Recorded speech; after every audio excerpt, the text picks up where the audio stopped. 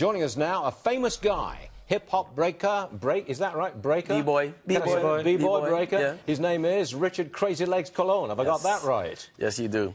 Thank you. Now, I want to put you on the show because you're trying to get water filters to Puerto Rico, and I like that. Tell us about it.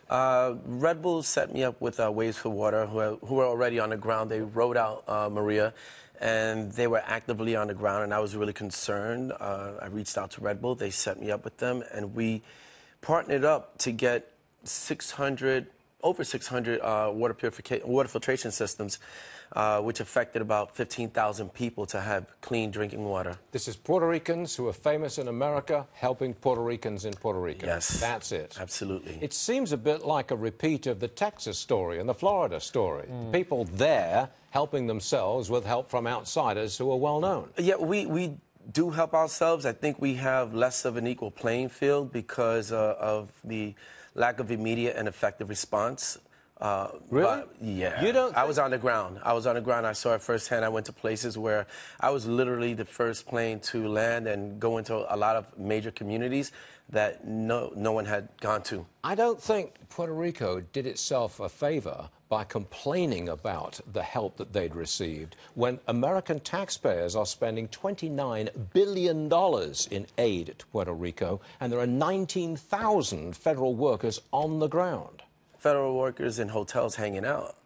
I get a report every day from people all over the island. So we actually, I live there also. So I go back and forth on a regular basis. And it's really, I could focus on that, or I could focus on my effort towards what I'm doing, which is the next trip is bringing 3,000 solar lights down there. I'm not complaining. I'm about doing what needs to be done. I saw people fixing their rooftops. I saw people working together on the island, clearing roads. Only the people.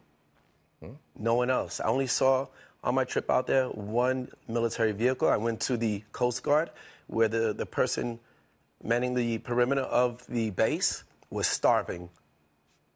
Well, Puerto Rico is an island. Yes. Right? Yeah, makes it more difficult. Almost completely devastated. Yeah. It's bankrupt before this happened. Yeah, I mean, you got to take the Jones Act into consideration. The electricity supply went out immediately. Yeah. It was not much good to start with.